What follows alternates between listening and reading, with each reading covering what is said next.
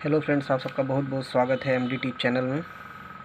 देखिए, आज हम पढ़ेंगे प्रोनाउंसिएशन। प्रोनाउंसिएशन क्या होता है, इसको जानने के लिए सबसे पहले हमें इसकी डिफिनीसन को जानना पड़ेगा। देखिए, प्रोनाउंसिएशन का हिंदी होता है उच्चारण, और उच्चारण मतलब किसी चीज़ को कैसे पढ़ना है या कैसे समझना है, उसी को हम इंग्लिश में प्रोनाउंसिएशन कहते हैं। देखिए, इंग्लिश पढ़ने के लिए सबसे ज़्यादा इम्पॉर्टेंट होता है कि आपको प्रोनाउंसिएशन आना ही चाहिए। तो देखिए, इसका डिफिनीसन क्या होता है। द एक्ट और the result of producing the sound is called pronunciation. अर्थ हुआ किसी भी वाक्य या किसी भी साउंड को, जैसे किसी के एक्ट करके, यानी कुछ भी हम एक्ट करके जो पढ़ रहे हैं, यानी हमारी जो एक्टिंग है पढ़ने की, उसी के द्वारा निकाले गए आवाज़ को हम प्रोनाउंसिएशन कहते हैं। देखिए, प्रोनाउंसिएशन जानने के लिए सबसे पहले आपको याद करना होगा, आप बचपन में जब छोटे थे तो आपको 12 खड़ी पढ़ाया गया था। देखिए, 12 खड़ी में आपको पढ़ाया गया होगा अ से अह तक। इनके कुछ मतलब होते हैं। जैसे मान लीजिए, अ का इंग्लिश होता है ए, आ का होता है डबल ए। ऐसे आपको ई का पढ़ाया होगा गया होगा, छोटी ई का आई, और बड़ी ई के लिए डबल ई। बड़ी ई के लिए आपको पढ़ा होगा डबल ई। तो इसी तरह से आपको ये पूरा अ से ज्ञ अह तक पढ़ा होगा। उसी प्रकार से हम पढ़े होंगे क से ज्ञ तक। क से ज्ञ तक में देखिए, क का होता है के ए, लेकिन देखिए ए हर वाक्य में होता है, इसलिए हमारे हिसाब से ए को हटा देना चाहिए। क ही क्या के लिए ओनली के होगा। ख के लिए आप पढ़े होंगे के एच, ठीक है। इसी प्रकार से ग के लिए, घ के लिए ग से ज्ञ तक आप पढ़ लिए होंगे। ये जानना बहुत ज़रूरी है।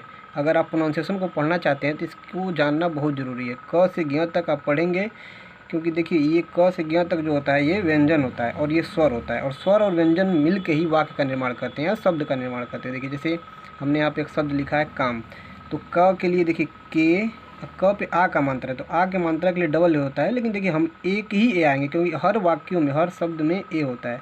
तो क पे आ का मात्रा के लिए यानी कि के ए हो गया। म के लिए होता है यम। इसी प्रकार से देखिए, हम दिल लिखे हैं, द पे छोटी ई की मात्रा है तो द के लिए डी, और द पे बड़ी ई की मात्रा है तो बड़ी ई के लिए डबल ई, ठीक है, और ल के लिए एल, दिल।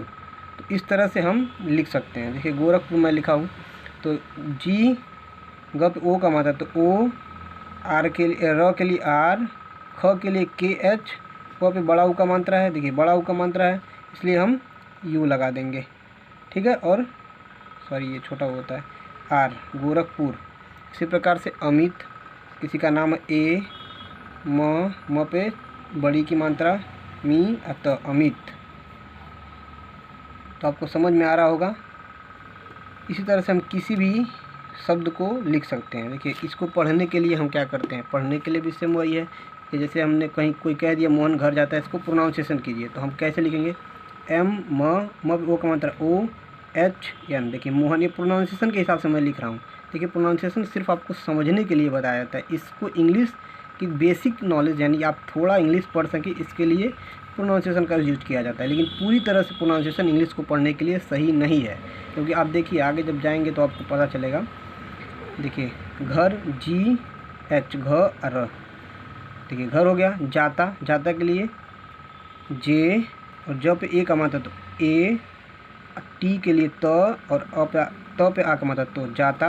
ह के लिए एच, ह पे आई का मात्रा है तो आई के लिए एच ए आई होता है। ये आप कब जानेंगे, जब आप पढ़ेंगे पूरी अच्छी तरीके से ये क से ज्ञ तक और अ से अ तक, तो आपको ये समझ में आ जाएगा। अब देखिए, इंग्लिश में मैं एक वाक्य लिखा हूँ और इसका मैं हिंदी बना के दिखाऊंगा आपको। देखिए, द, टी एस से होता है दी, तो दी स, देखिए दिस इज ए बुक, ठीक है। इसी प्रकार से आप जब आगे जाएंगे तो आपको और सारे वाक्य, सेंटेंस बताए जाएंगे।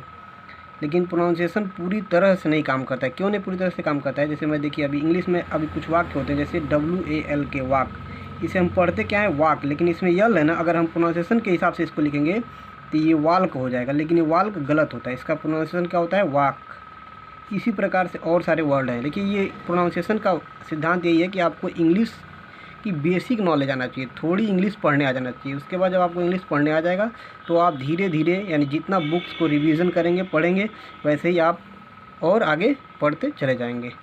बहुत बहुत धन्यवाद हमारे वीडियो देखने के लिए। अगर आप वीडियो पर नए हैं तो चैनल को सब्सक्राइब कर लें, लाइक और शेयर करें। Thank you friends.